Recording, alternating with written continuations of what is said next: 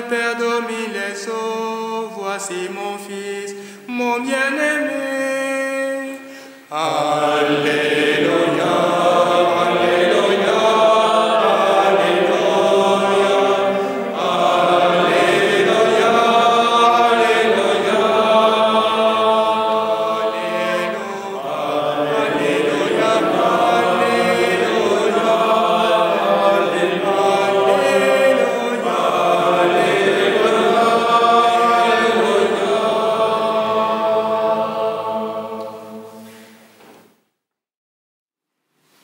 La dernière théophanie du temps de Noël, c'est le baptême de Jésus.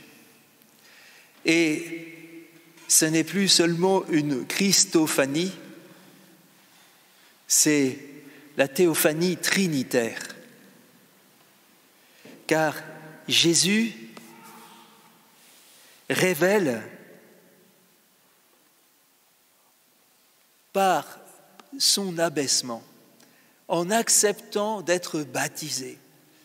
Dans un autre évangile, nous savons, Jean-Baptiste dit, mais c'est pas moi qui dois être baptisé, c'est pas toi qui dois être baptisé, c'est moi. C'est à toi de me baptiser. Et Jean-Baptiste a raison.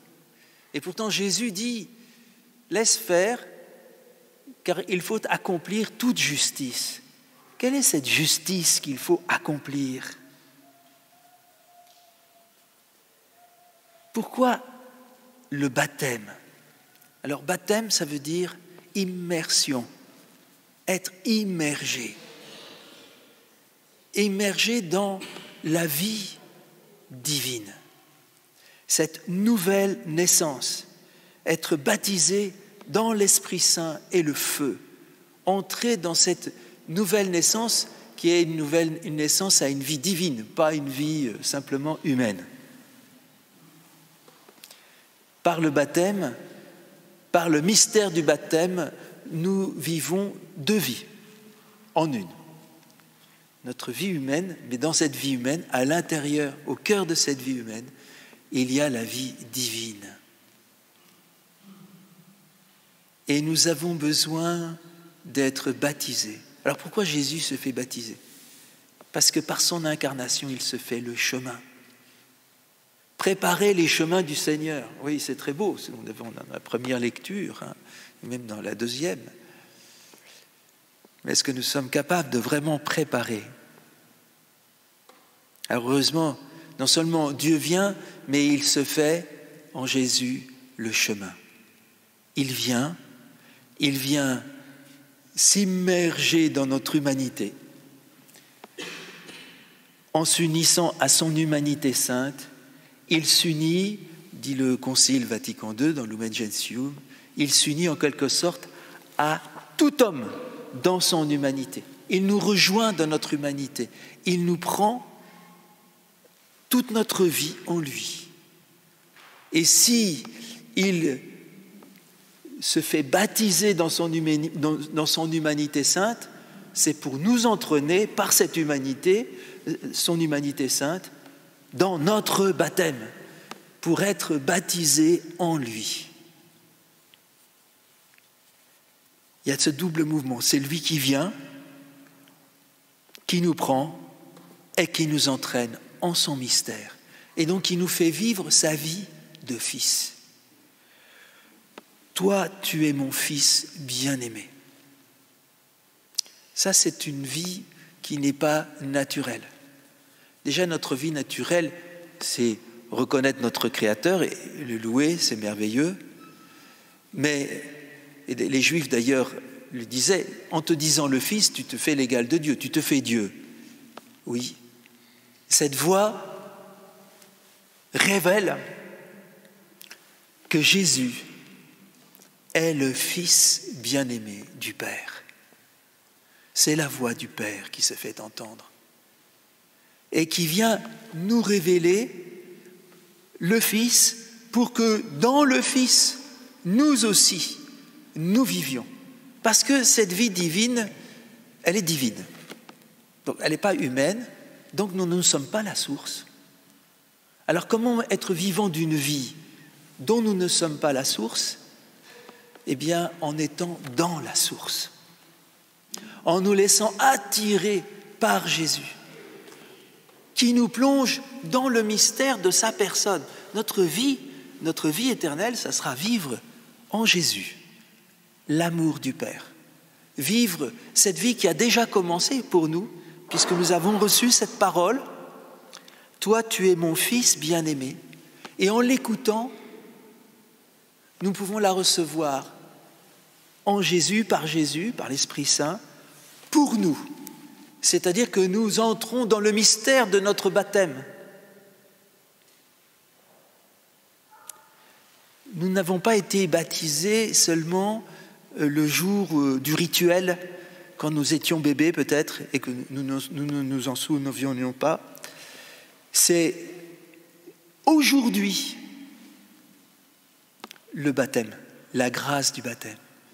C'est aujourd'hui qu'il nous faut demander cette grâce, de recevoir cette voix du Père en Jésus. Tu es mon Fils bien-aimé, en toi je trouve ma joie. C'est lui seul qui nous consolera de toute tristesse du cœur. Il y a une tristesse en nous qui est la conséquence de ce qu'on appelle le péché originel. Nous ne sommes pas des enfants, nous sommes des orphelins, nous sommes des abandonnés. Et Jésus a pris sur lui toute notre humanité blessée. Il a pris sur lui ce cri, mon Dieu, pourquoi m'as-tu abandonné ? Pour que nous puissions entrer dans la joie du Fils, devenir fils dans le Fils. Le Père ne connaît qu'un seul Fils bien-aimé, Jésus. Et nous, en lui. Nous tous en lui. Nous avons cette vocation d'être en lui, l'enfant bien-aimé du Père. Recevoir aujourd'hui cette parole. Le baptême, c'est être immergé, mais immergé dans quoi ? Le mystère du Fils. Recevoir avec le Fils, le Père. Recevoir pour vivre dans le Fils l'Esprit Saint, qui crie en nous le cri du Fils. Abba, Père, Papa. Là est la guérison de tous nos péchés, le pardon de nos péchés, c'est-à-dire de cet état d'orphelin, d'homme qui essaye de s'en sortir tout seul, sans Dieu, sans l'amour de Dieu, qui ignore le Père. Il vient aussi nous donner de vivre l'enfant dans le jaillissement de la naissance, parce que c'est la parole qui est dite aussi dans d'autres passages du baptême dans les évangiles. Tu es mon Fils bien-aimé, aujourd'hui je t'ai engendré. C'est aujourd'hui qu'il nous faut entrer dans cette vie. Alors, c'est une bonne nouvelle parce que, vous voyez, notre vie passée, nous n'allons pas la regretter. Pourquoi ? Parce qu'elle est devant nous. Notre vie, elle est devant nous. Elle est aujourd'hui. Recevoir aujourd'hui le don du Père.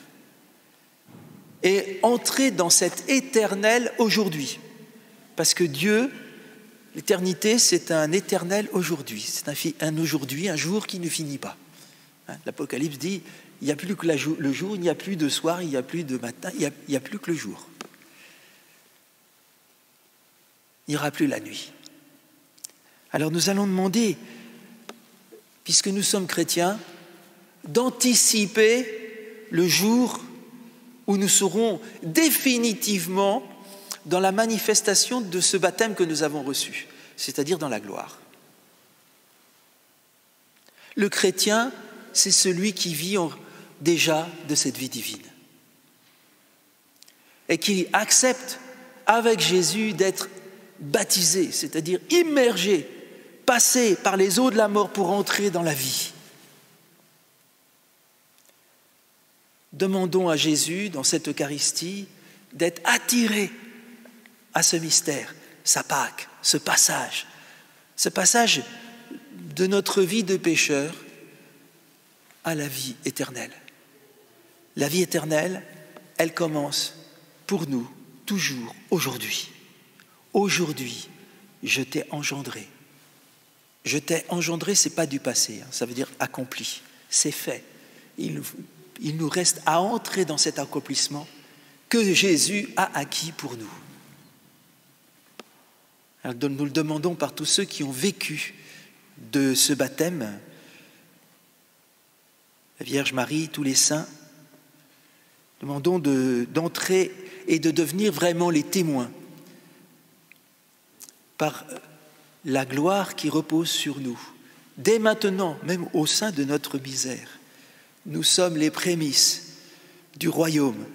Nous sommes ceux qui annoncent que la vie éternelle est déjà au milieu de nous, elle est déjà commencée. Et elle est pour tout homme. Amen.